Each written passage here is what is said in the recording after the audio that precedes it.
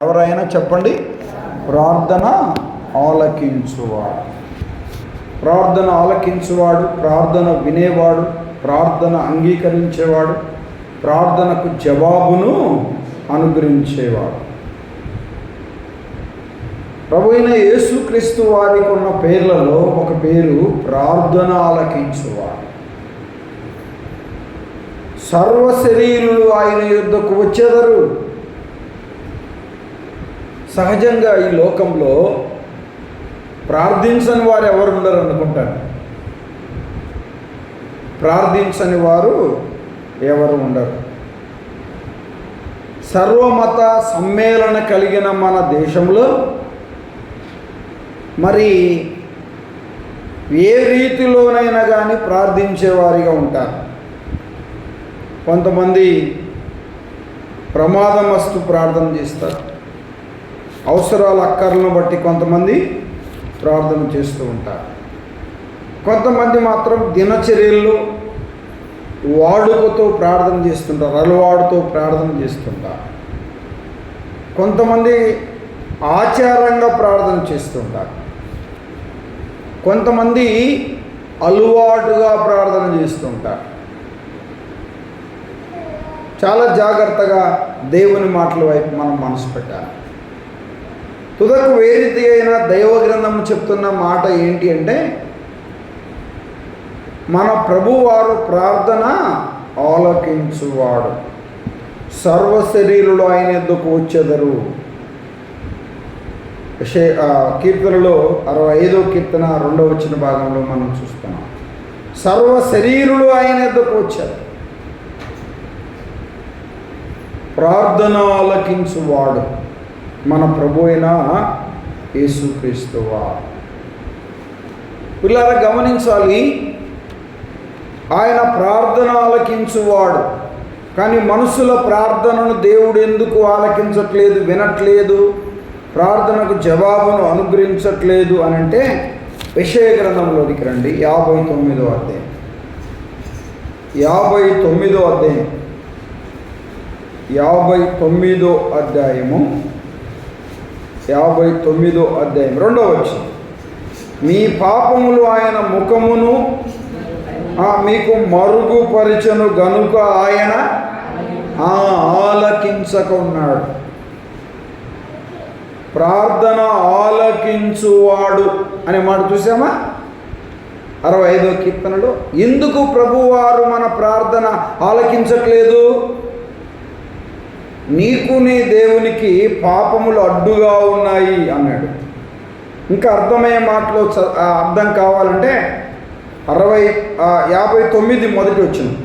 రక్షింప నేరక ఉండునట్లు యెహోవా హస్తము కురుచ కాలేదు, విననేరక ఉండునట్లు ఆయన చెవులు మందము కాలేదు. చదవండి. మీ దోషములు మీకు మీ దేవునికి అడ్డుగా వచ్చాయి, అందుకే ఆయన ఆలకింపక ఉన్నాడు. ప్రార్థించని వారు ఉండరు. సహజంగా ప్రభు నమ్మిన వారు ప్రార్థిస్తారు, నమ్మని నామకార్థులు ప్రార్థిస్తారు. దేవునికి విరోధమైన అపవిత్రతలో పాపమనే దొంగ ఊపిలో ఉండువారు కూడా ప్రార్థన చేస్తారు. పిల్లలు గమనించాలి. ఒకసారి ఒక తల్లిగారు మా ఆయన గారు లైన్ మీదకి వెళ్ళాడు, ప్రార్థన చేయండి అని చెప్పిందంట. ఎక్కడికి వెళ్ళాడు? లైన్ మీదకి వెళ్ళాడండి, ప్రార్థన చేయండి అని చెప్పాడు. సరే, ఈ దైవ సేవకుడు ప్రార్థన చేశాడు. ఆయన వెళ్ళాడు, నాయన లైన్ మీదకి వెళ్ళాడు. బహుశా కరెంటు లైన్ మేనేమో అనుకున్నాడంట. అందుకని అది ప్రమాదకరమైంది, కాపాడండి మరి. అలాగే వెళ్ళి వచ్చాడు, వెళ్తున్నాడు, క్షేమంగా తీసుకురాని ప్రార్థించాడు. ఈయనకు డౌట్ వచ్చి ప్రార్థన అయిన తర్వాత, ఏమో లైన్ మీదకి వెళ్ళాడు ప్రార్థన చేయని చెప్పేవే, ఏంటి ఆ లైన్ అంటే అని అడిగాడంట. దొంగతనాలకి వెళ్తుంటాడండి, ఆ దొంగతనానికి వెళ్ళాడని చెప్పాడు. ఎక్కడికి వెళ్ళాడు చెప్పండి? దొంగతనాలకు వెళ్ళాడు. ఎక్కడికి వెళ్ళాడో అక్కడ వారు పట్టుకోకుండా అవన్నీ దోసుకొని జాగ్రత్తగా వచ్చినట్లుగా మీరు ప్రార్థన చేయండి అని చెప్పిందంట. చాలా జాగ్రత్తగా ఉంచాలి.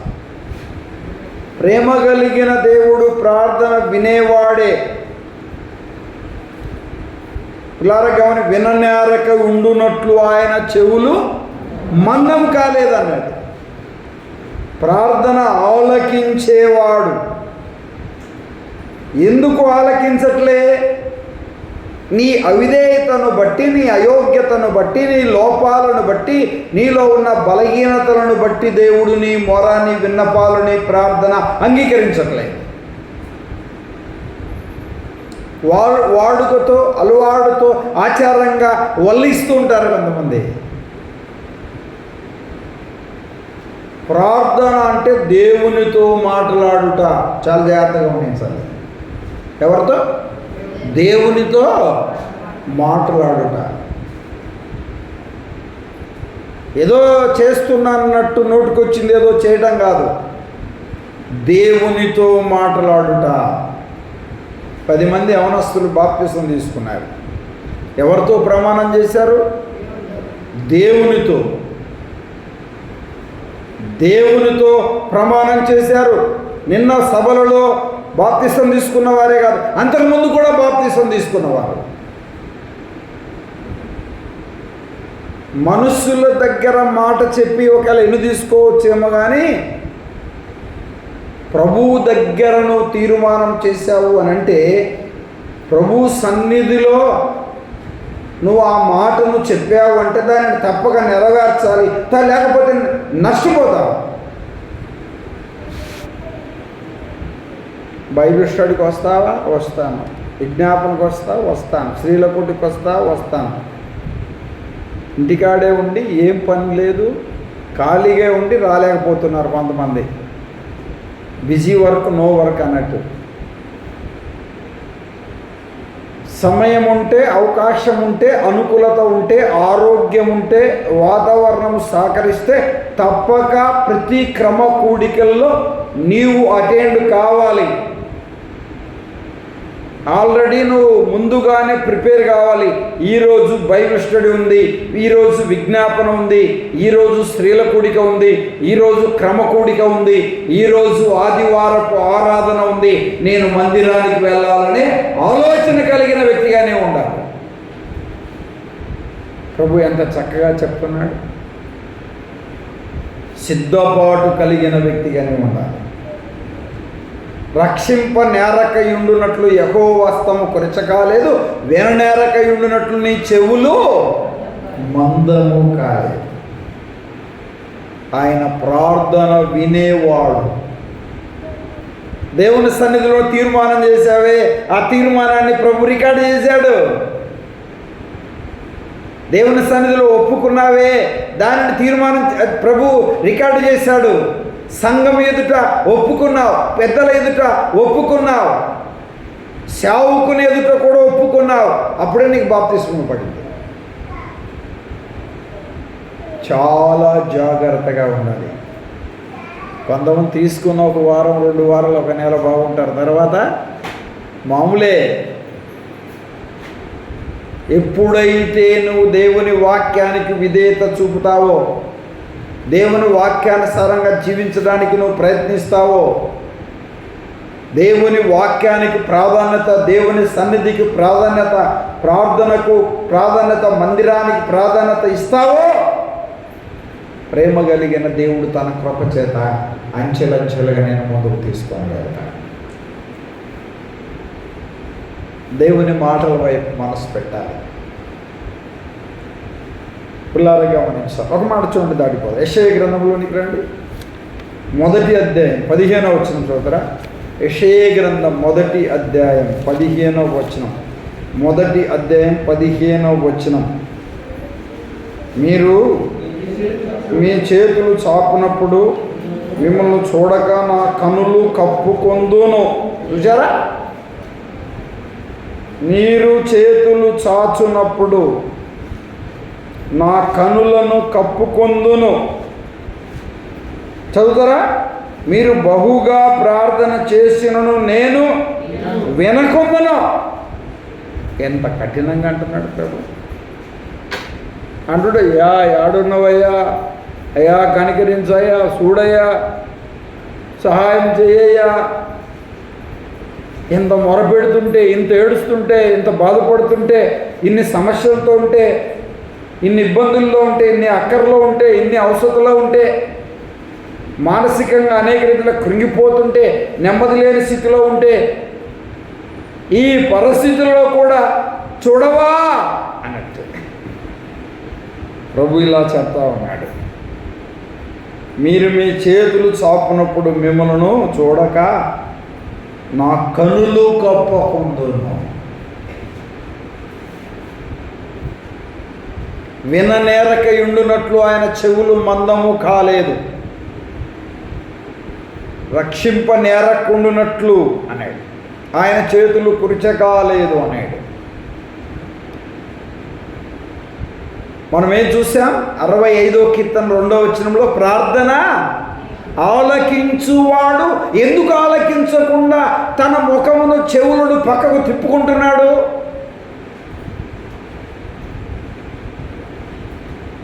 ఆ మాటను యెషయా గ్రంథంలో 59వ అధ్యాయంలో చెప్పాడు. మీ ద్వేషములు మీకు మీ దేవునికి చెప్పండి అడ్డుగా ఉన్నాయి. భయం కలిగిన వారిగా ప్రభు పాదాలు పట్టుకోవాలి. భక్తి కలిగిన వారిగా ప్రభు పాదాలు పట్టుకోవాలి.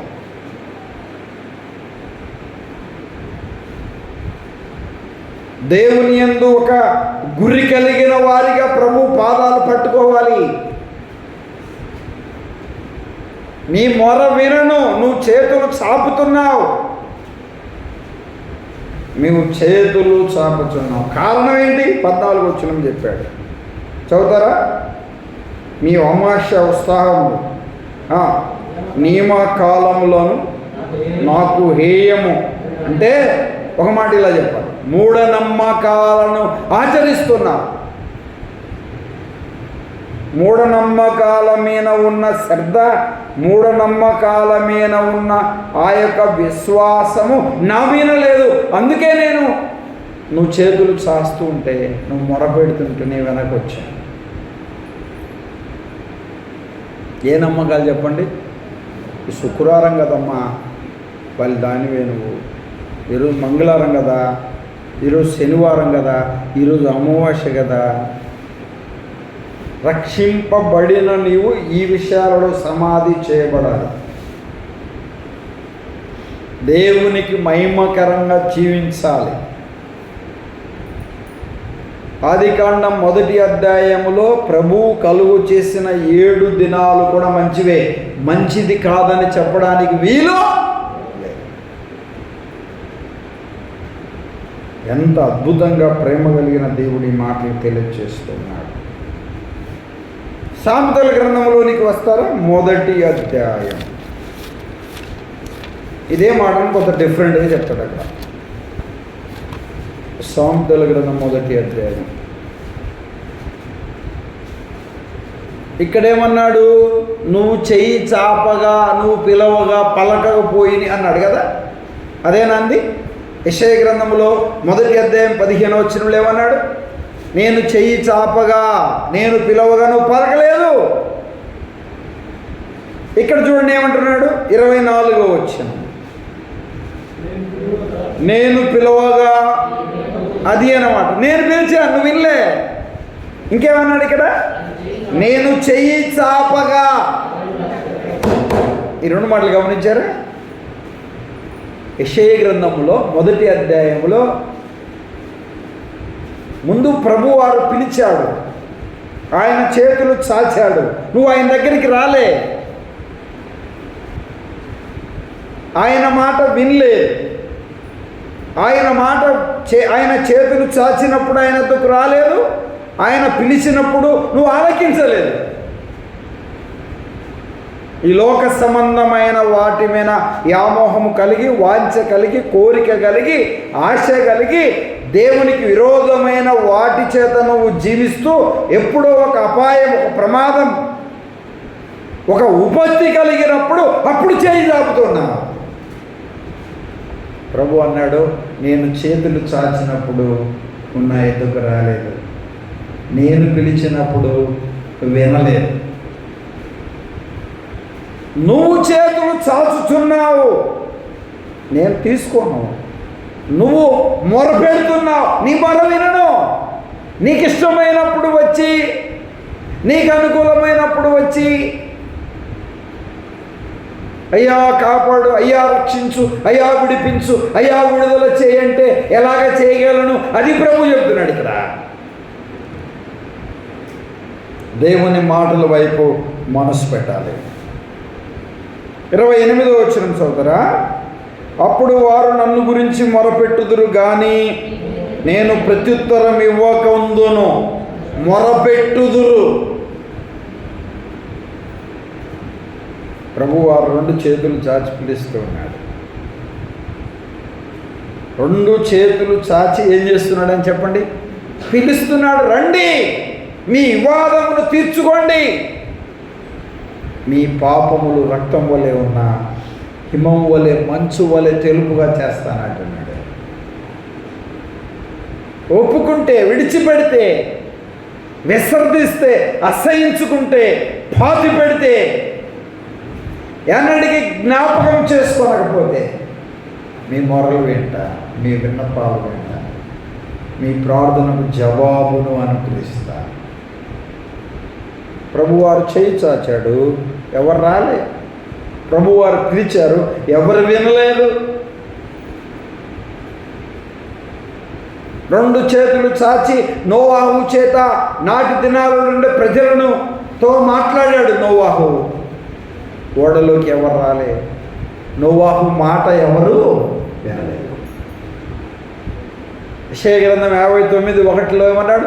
విననేరక ఉండునట్లు ఆయన చెవులు మందం కాలేదు. ఏమ్మా, నేను పిలిస్తే నువ్వు పలవకపోతే, నువ్వు పిలిస్తే నేను బలికేనా అంటారులే చెప్పండి. ఎవరన్నా మనలో వారు అవసరం ఉన్నప్పుడు పిలిచారు, మనం వినినట్టుగా ఉన్నాం, మనమేం పట్టించుకోలే. మనకేదో అవసరమైంది వాళ్ళతో, అప్పుడు పిలుస్తున్నాం, పలుకుతారా?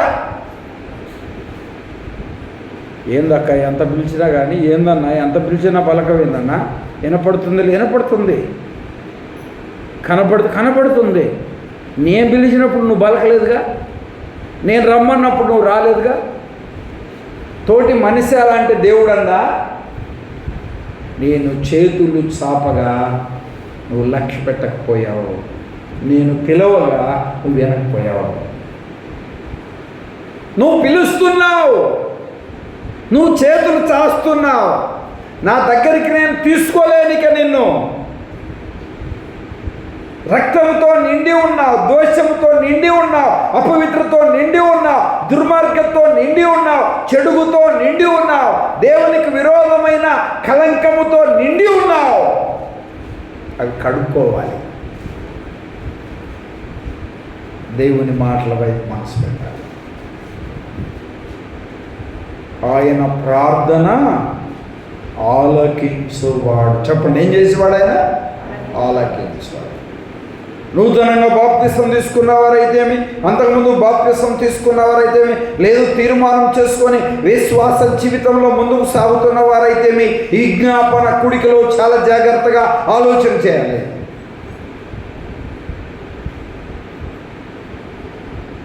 ప్రార్థన అంటే వల్లించడం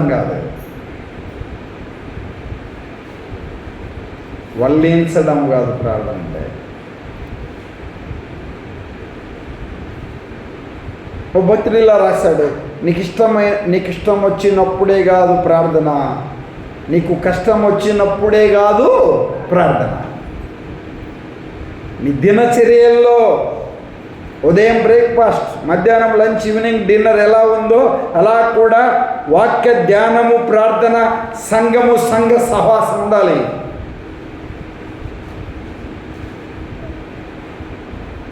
ఆలోచన చేయాలి.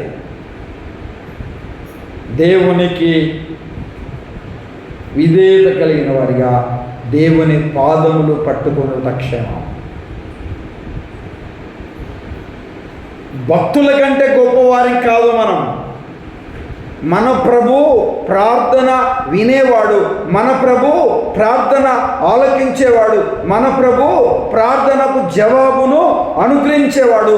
నువ్వు ప్రార్థిస్తే వినాలని, నీ ప్రార్థనకు జవాబును అనుగ్రహించాలని ఆయన చూస్తూ ఉన్నాడు. ఆయన చూస్తూ కనిపెడుతూ ఉన్నాడు. దేవుని సన్నిధిలో మనం ప్రార్థించాలని ఆయన ఆశపడుతూ ఉన్నాడు. మరి ఏ రీతిగా దేవుని పాదాలు పట్టుకుంటున్నాం?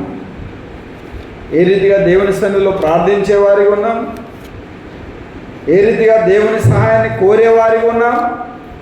ఆలోచన చేయాలి. దైవగ్రంథం ఎంత చక్కగా తెలియచేస్తుందో వాక్యం వైపు మనసు పెట్టాలని ప్రభు పేరిట నేను తెలియచేస్తూ ఉన్నాను. ఇలా గమనించాలి. మరొక మాట చూస్తారా? వాక్యం వైపు దాడిపోదాం. యాకోబు రాసిన పత్రిక 4వ అధ్యాయం 2వ వచనం చదువుతారా? యాకోబు రాసిన పత్రిక 4వ అధ్యాయం 2వ వచనం, పేజీ నెంబర్ 212, కొత్త నిబంధన గ్రంథం, 4వ అధ్యాయము 2వ వచనం. మీరు ఆశించుచున్నారు కానీ మీకు దొరకటలేదు, నరహత్య చేయుదురు, మస్తరపడుదురు కానీ సంపాదించుకొనలేరు, పోట్లాడుదురు, యుద్ధములు చేయుదురు కానీ దేవుని అడగనందున మీకేమీ దొరకలేదు.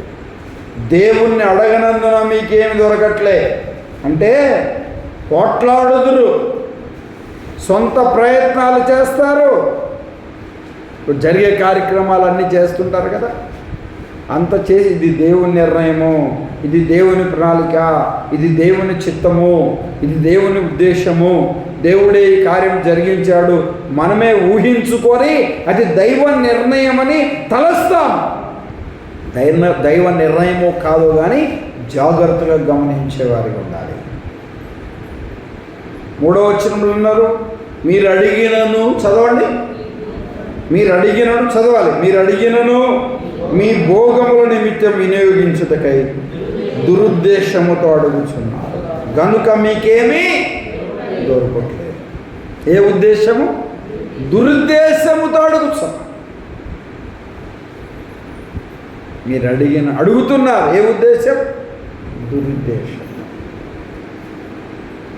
అందం దాని కొరకు, అక్కర్లేని దాని కొరకు, నీ స్వప్రయోజనం కొరకు, నువ్వేదో ఆశించి అది నీకు కావాలన్నట్టు తలంచి నువ్వు అడుగుతున్నావు, దురుద్దేశంతో అడుగుతున్నావు. అడగాల్సిందైతే అడగట్లేదు. ప్రభు అడుగుడి మీకు ఇవ్వబడును, వెదకుడు దొరుకుడు, తట్టుడి తీయబడునని చెప్పాడు. అడగవలసిన రీతిగా అడగట్లేదు. ఒకవేళ అడిగినా ఎట్లా అడుగుతున్నారు చెప్పండి? దురుద్దేశం. సపోజ్ ఎగ్జాంపుల్గా మనం ఇలా ఆలోచన చేశాం, ఒక దురుద్దేశంతో, ఒక దురాలోచనతో, దేవునికి ఆయాసకరమైన ఆలోచన కలిగిన వ్యక్తులుగా మనం అడిగితే ప్రభు కార్యం చేస్తాడా? దేవా మంచి వాళ్ళకి వస్తుందా, వీడికి రావట్లేదయా, వీడు ఎప్పుడు పోతాడు ఆయన, వీళ్ళు ఎప్పుడు తీసుకుంటావు నాయన, ఇదే ఉద్దేశం? చెప్పండి. దురుద్దేశం. జనన మరణ రికార్డులు ప్రభు దగ్గర ఉంటాయి. నువ్వు ప్రార్థించినంత మాత్రాన ఎదుటి వారికి కీడు జరుగుద్ది అనుకోవడం నీ అపోహ. ప్రభువు పక్షపాతి కాదు. ఎదుటివారు పాడైపోవాలి, ఎదుటివారు నాశనం అయిపోవాలి, ఎదుటివారు అలాగైపోవాలి, ఇలాగైపోవాలని నువ్వు ప్రార్థిస్తే నీ ప్రార్థన దేవుడు పక్షపాతముతో వినేవాడు కాదు.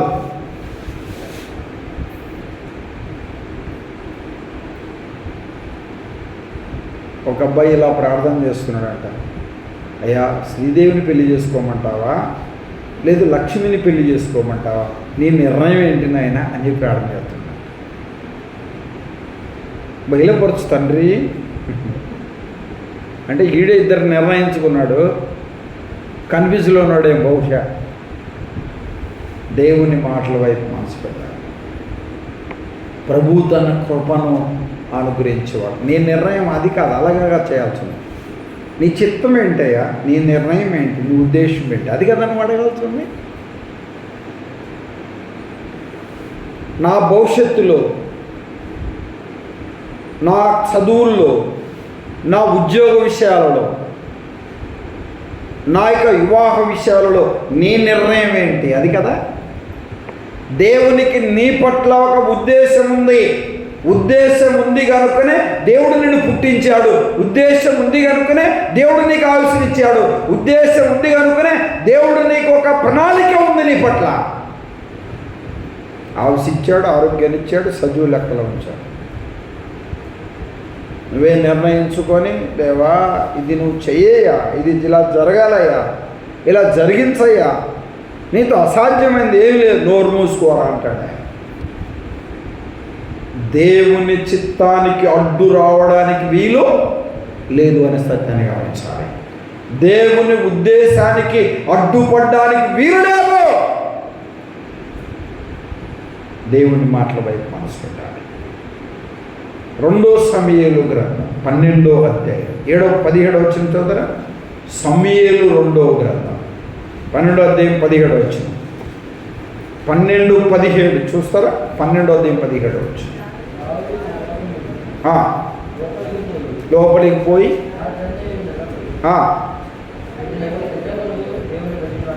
బిడ్డ కొరకు దేవుణ్ణి బతిమలాడుకొనగా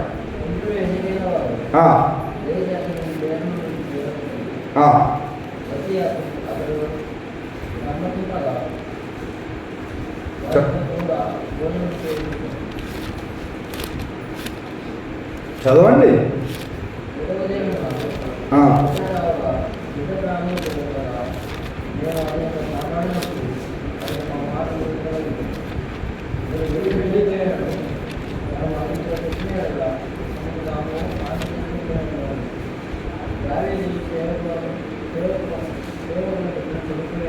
మీకు అర్థమయ్యే రీతిగా నేను చెప్తాను. నేను చదువుతాను, ఆలోచించండి. 17 దావీదు ఉపవాసం నుండి లోపలికి పోయి రాత్రి అంతయు నేల మీద పడి బిడ్డ కొరకు దేవుణ్ణి బతిమలాడుకొని ఇంటిలో వెన్నిక అయిన వాడు లేని అతనిని నేల నుండి లేవనెత్త వచ్చింది, కానీ అతడు సమ్మతింపక వారితో కూడా భోజనము చేయక ఉండేను. రాత్రంతా ప్రార్థన చేశాడు. ఎవరైనా? దావీదు. అసలు ఏం చేశాడంటే, ఏనండి, చేయకూడని ఒక తప్పు చేశాడు. ఆ తప్పును కప్పెట్టుకోవడానికి ఇంకొక తప్పు చేశాడు. ముందు ఒక తప్పు చేశాడు, ఆ తప్పును కప్పెట్టుకోవడానికి ఏం చేశాడు? ఇంకొక తప్పు చేశాడు. ఉపవాస ప్రార్థన పెట్టాడు. ఏం పెట్టాడు? ఉపవాస ప్రార్థన పెట్టాడు. చేసిన తప్పుకు ఒక బిడ్డ పుట్టాడు.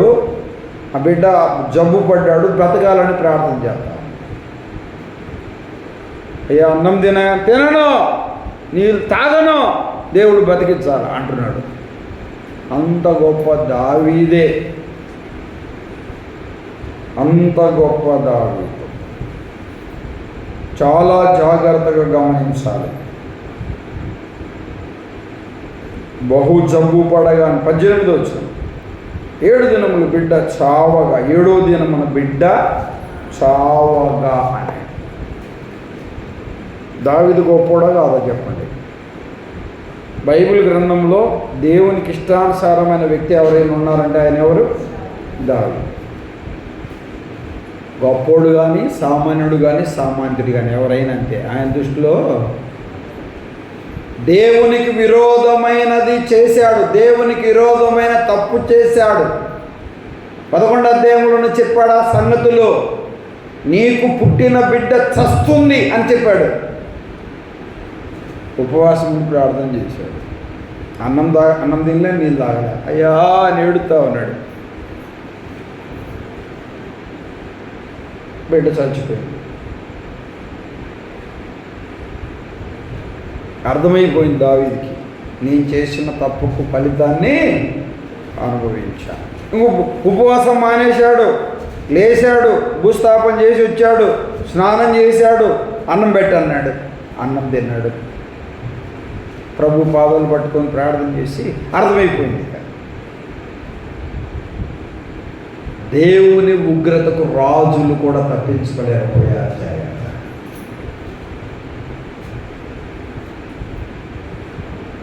పాపం చేశాడు, పాపాన్ని ఒప్పుకోకుండా, పాపాన్ని కప్పుకోకుండా, పాపాన్ని కప్పుకొని విడిచిపెట్టకుండా ప్రార్థన చేస్తూ ఉన్నాడు. ఎవరిదే లేదన్నట్టుగా ఉన్నాడు. 12వ అధ్యాయంలో హెచ్చరించాడు దేవుడు నాతాను ద్వారంగా. పశ్చాత్తాపడడానికి ప్రయత్నం చేశాడు, కానీ పనిష్మెంట్ మాత్రం అనుభవించాడు.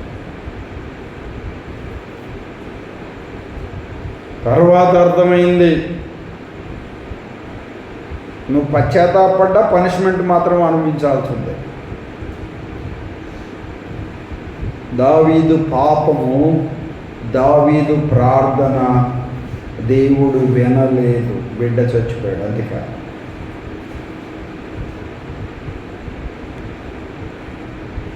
ప్రార్థన చేసే విధానంలో కొన్ని విధానాలు ఉన్నాయి, ఆలోచన చేయాలి. ఎంత గొప్పవారని తప్పించలేదు. దేవుడు పిలిచినప్పుడు, దేవుడు చేతులు చాచినప్పుడు ప్రభు దగ్గరికి రావాలి. లోపాలు ఒప్పుకొని రావాలి, లోపాలను విడిచిపెట్టి రావాలి, బలహీనతను అవిధేయతను అసహించుకొని రావాలి, ప్రభుకు మహిమకరంగా జీవించాలి. దైవగ్రంథం ఎంత చక్కగా చెప్తారు. విననేరకయుడునట్లు యెహోవా హస్తము కొరిచకాలేదు. ఆయన ప్రార్థన ఆలకించువాడు. చెప్పండి, ఏం చేసేవాడు ఆయన? ఆలకించువాడు. ప్రార్థన ఆలకించువాడు. ఏ రీతిగా దేవుని పాదాలు పట్టుకుంటున్నావో ఆలోచన చేయాలి. కొంతమంది ప్రార్థన చేస్తారు, చూస్తారన్నమాట. మత్తయి రాసిన సువార్త 6వ అధ్యాయం 5వ వచనం, 6:5 మత్తయి రాసిన సువార్త 6వ అధ్యాయం 5వ వచనం, 6:5 6వ అధ్యాయం 5వ వచనం. మరియు మీరు ప్రార్థన చేయనప్పుడు వేషధారుల వలె ఉండవద్దు. వేషధారణతో కూడిన ప్రార్థన, వేషధారణతో కూడిన ప్రార్థన.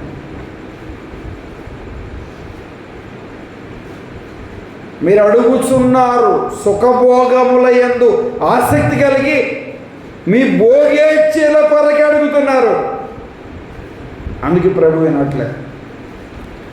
లూకా రాసిన సువార్త చూడండి, లూకా రాసిన సువార్త 18వ అధ్యాయం 10వ వచనం, 18:10 18వ అధ్యాయం 10వ వచనం, 18:10. ప్రార్థన చేయడానికి ఇద్దరు మనుషులు దేవాలయములోనికి వెళ్ళి పరిశుడు నిలబడి, దేవా, నేను చోరును, అన్యాయస్తులను, వ్యభిచారులైన ఇతర మనుషులైన ఉండనందుకు, ఈ సుంకరులు ఉన్నందుకు నీ కృతజ్ఞతాస్తుతులు చెల్లించుచున్నాను. ప్రార్థన చేశాడు వీడు. నేను చోరుణ్ణి కాదు, అన్యాయస్తుల్ని కాదు, వ్యభిచారిని కాదు, ఇదిగో ఈ సుంకరునిలా, ఈయన లాంటి వాడిని కూడా కాదు. ఇంకా చాలా చెప్పాడు, వారమునకు 2 సార్లు ఉపవాసం ఉంటున్నా, నా సంపాదనలో 10వ భాగం నీకు ఇస్తున్నా. దెర్ ఈస్ గుడ్ క్వాలిటీ ఉన్నాయి, మంచి లక్షణాలు ఈ వ్యక్తుల్లో ఉన్నాయి. అన్యాయస్తుడు కాదు, చోరీ కాదు, వ్యభిచారి కాదు, ఉపవాసం చేసేవాడు, వారమునకు 2 పర్యాయములు, 7 రోజుల్లో 2 రోజులు ఉపవాసం ఉండేవాడు, తన సంపాదనలో 10వ భాగం దేవునికి ఇచ్చేవాడు. అహముతో కూడిన ప్రార్థన. ఉపవాసం ఉన్నా ప్రభు ఆ ప్రార్థన వినలే. 10వ భాగం ఇచ్చిన ఆ ప్రార్థన దేవుడిల్లే. అన్యాయస్తుడు కాదు, చోరీ కాదు, వ్యభిచారి కాదు, అయినా వినలే. అక్కడనే ఒక వ్యక్తి ఉన్నాడు, అక్కడే ఒక వ్యక్తి ఉన్నాడు.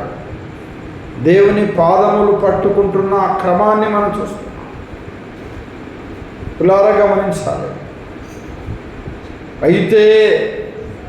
అయితే అనే మాట మనం చూస్తున్నాం, చాలా జాగ్రత్తగా గమనించాలి. 13వ వచనం, అయితే సుంకరి దూరముగా నిలబడి ఆకాశం వైపు కనులెత్తుడికైనా ధైర్యము చాలక రొమ్ము కొట్టుకొనుచు, దేవా, ఏం చెప్పాలని, అన్యాయస్తుని కాదు, నేను విచారణి కాదు, ఉపవాసం ఉంటున్నా, 10వ భాగం ఇస్తున్నా. ఎవరికి చెప్తున్నాడు వీడు? దేవునికి చెప్తున్నాడు. దేవునికి తెలియదు నువ్వేం చేస్తావా? కొంతమంది ఏం చేసినారో అందరికి చెప్పాలి, అందరు వినాలి, వాళ్ళ పేరు చెప్పాలి. మొన్న ఒక ఆమె అడిగింది నన్ను, ఏంటయా నా పేరు మర్చిపోయాను అంటే, పేరు కావాలి.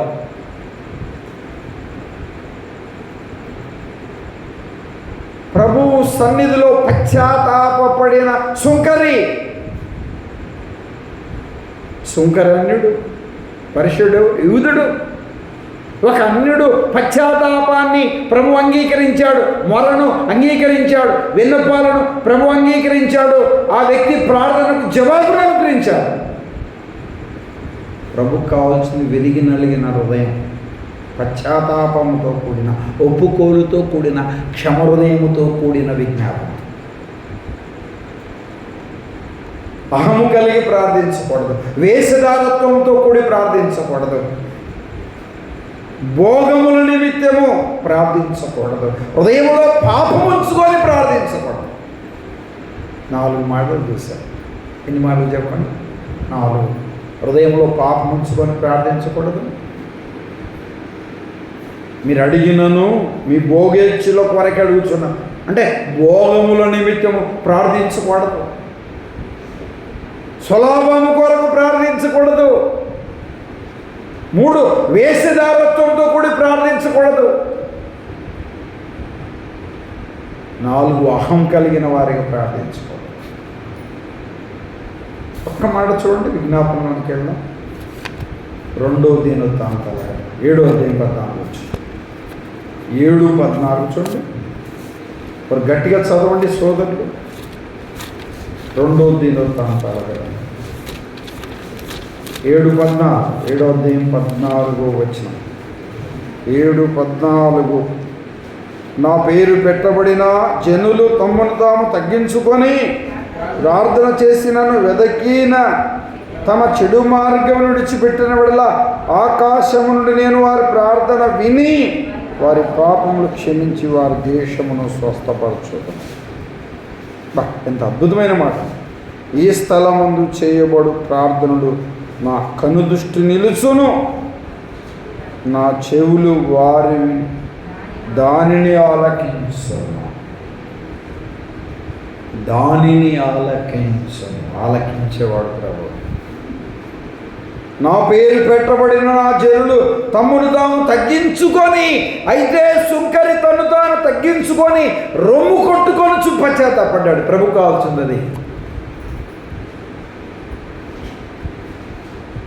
వారపు ప్రేమ విజ్ఞాపన కొడుకులో చేయడమా? ఏ రీతిగా దేవుని సన్నిధిలో విజ్ఞాపన చేస్తున్నాము? హృదయాలలో ఒక ఆలోచన కలిగిన వారిగా దేవుని సన్నిధిలో విజ్ఞాపన చేద్దాం.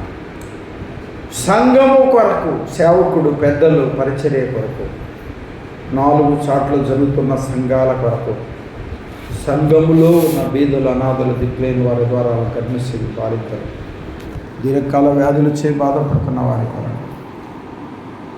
వివాహం కావలసిన చదువుతున్న బిడ్డల కొరకు, సువార్త ప్రకటిస్తున్న వారి కొరకు, సకల పరిశుద్ధుల కొరకు దేవుని సన్నిధిలో విజ్ఞాపన చేద్దాం. తలలోంచండి, కళ్ళు వేయండి, ప్రభు సన్నిధిలో విజ్ఞాపన చేద్దాం.